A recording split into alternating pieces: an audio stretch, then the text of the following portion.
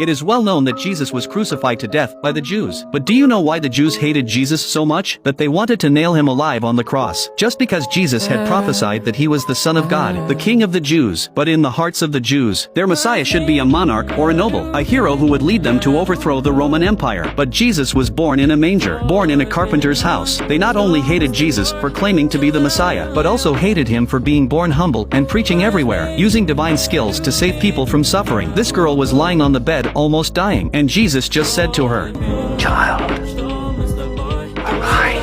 The girl miraculously came back to life. A blind man who had been blind since birth found Jesus, and Jesus just stretched out his hands and gently touched his eyes. Then the blind man miraculously regained his sight. From then on, Jesus became famous, and more followers followed him. One day, when Jesus was preaching in the temple, suddenly an old man with a hunchback walked in. He asked Jesus if he could help cure his hunchback. Jesus reached out his hands and held the old man's cheeks. The next second, the old man's hunchback miraculously healed. But at this time, the Jews next to him were unhappy. They accused Jesus of not being allowed to heal on the Sabbath. Other Jews also raised their hands in agreement. Therefore Jesus became a thorn in the eyes of the Jews. So in order to get rid of Jesus, the Jewish high priest bought his disciple Judas with 30 pieces of silver. On the day before April Fool's Day, the 12 disciples had dinner with Jesus together. Jesus also knew that his life was not long at this time. He distributed food to his disciples, then calmly said, "One of you is going to betray me." The 12 disciples reacted differently after hearing this. The eldest disciple Simon Peter stepped forward and asked who the traitor was. But Jesus did not speak. At this time, the traitor Judas came to the Jewish council and told the high priest where Jesus was. Then the Jews took soldiers and arrested Jesus. They took Jesus to the Jewish temple. The high priest began to try him overnight. They claimed that Jesus captured people's hearts and preached privately everywhere. A carpenter's son also dared to call himself the King of the Jews.